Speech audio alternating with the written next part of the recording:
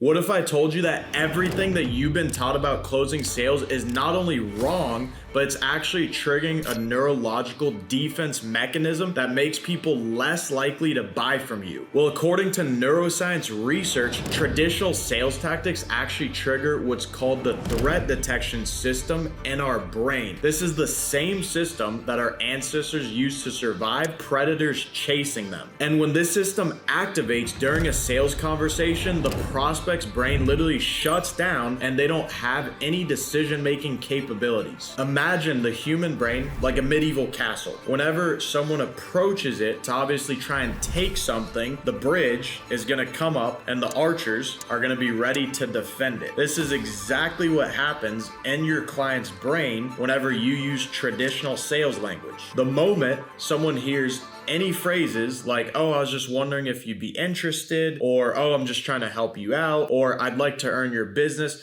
this immediately triggers the castle defense mechanisms. And after studying the neuroscience behind influence and persuasion, as well as analyzing some of the top sales experts, as well as putting these into practice and real sales calls, I've discovered a way to sell that actually works with the brain and not against it. In the next few minutes, I'm gonna break down the biggest mistakes that are triggering neurological resistance in your client's brain. Mistakes that are costing you deals probably every day. And I'm gonna break down exactly how to fix this, to use techniques that actually work with the client's brain and the natural decision-making process. The first and biggest mistake that a lot of sales reps do is they pitch the product prematurely. They immediately jump into what they have to offer without even having an understanding of what the person needs. What happens neurologically whenever you start pitching your product before you've even figured out the person's situation, they're immediately gonna think that you're trying to persuade them. So instead, start asking them questions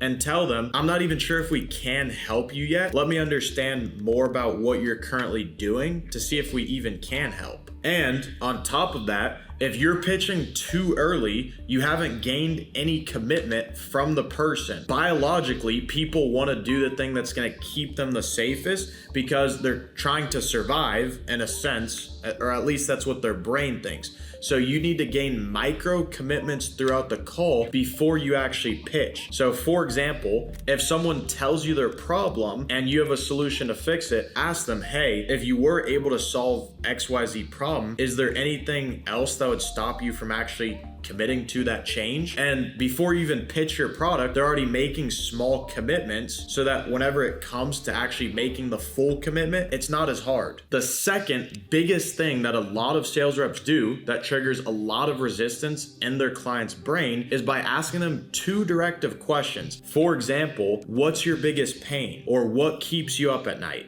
Rather than asking them a question that direct and immediately making their guard up and not wanting to reveal information, ask them in a little bit softer, more indirect way, and maybe even ask a second question to dig deeper, such as, what has you even feeling like you might need to fix this? And then they're gonna expand on it a little bit. From there, you can ask a question like, okay, and how has that affected you so far? If you ask questions that are more indirect, you'll actually be able to get the pain out of the person rather than making their guard come up. The third biggest mistake that I see a lot of salespeople make is what's called feature dumping. They just go rambling on about all the features that their product has and what makes it the best. And this immediately overloads the client's brain and it triggers the decision-making part of their brain to where it's too much and they don't want to make a decision. And this is why you get, I need to think about it, or let me talk to my spouse, because they're not ready to make a decision since you overloaded them with information. So instead of just dumping all the features that your product has during the process when you're figuring out what they need, make sure that they give you the solution and that your product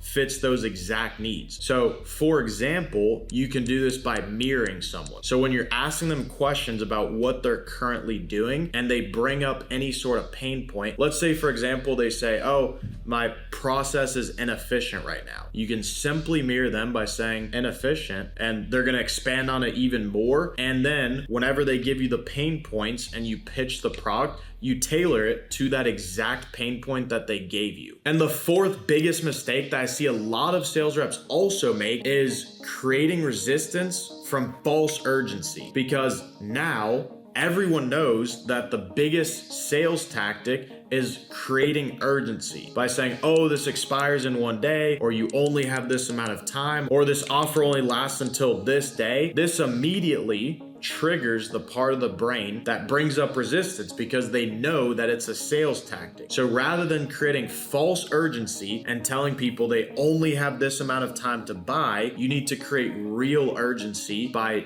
making the person understand the consequences of them not doing anything. So you can simply do that by asking a question. Let's say you're selling a life insurance policy. You can ask the person, if something were to happen to you, let's say next week, I know you don't have anything in place, how would your family deal with all of those expenses? And then that's going to make them realize that they need to do something now because their current situation doesn't have that solution that they're looking for. Those are some of the most common mistakes I see people make that triggers the person's brain to literally not buy from you. So if you can fix these and actually align your sales process with the way that neuroscience teaches, rather than making your prospect feel sold to, they feel like they're being consulted with. Your clients are going to begin to share information that they've never told anyone else, and they're going to buy from you. Now, of course, implementing all of these techniques in your sales process is going to make you way better, but I'm going to actually break down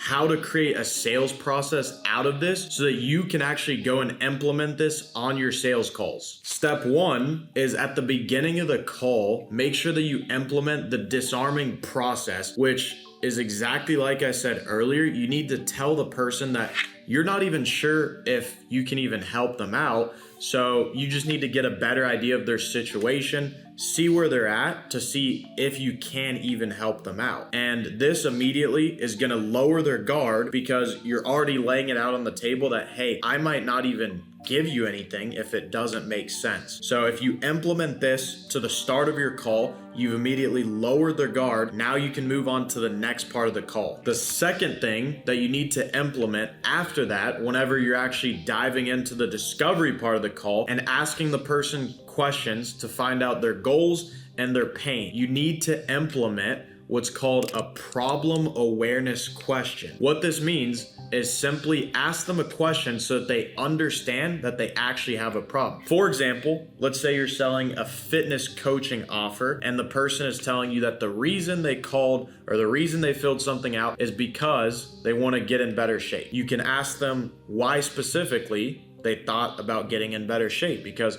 some people, they just stay in bad shape for the rest of their lives. So what had you even thinking about that? And then they're gonna elaborate on it. And then you can ask them a question. Whenever you say that you wanna lose the weight so that you can look better, I guess how long have you been wanting to do this? And then they'll expand on that. And then you can ask them another question. Okay, and you being out of shape and not being able to have the discipline to eat the right food and train, how has that affected you and how does that kind of make you feel? And this is actually going to make them even more aware that they have a problem. And then the third thing that you need to add to your sales process is creating real urgency. So let's say, for example, you're selling the same fitness offer and the person just told you about how they want to lose weight and why it's important. You can then ask them, okay, and if this keeps going on for the next 6 months, are you gonna feel the same way, or how is that gonna affect you? And then this is gonna make them realize that if they don't make a change, the next 6 months are gonna look the exact same and they're gonna feel the exact same. This is gonna make them realize that they need to change. And then the fourth thing is actually making sure that the person is ready to buy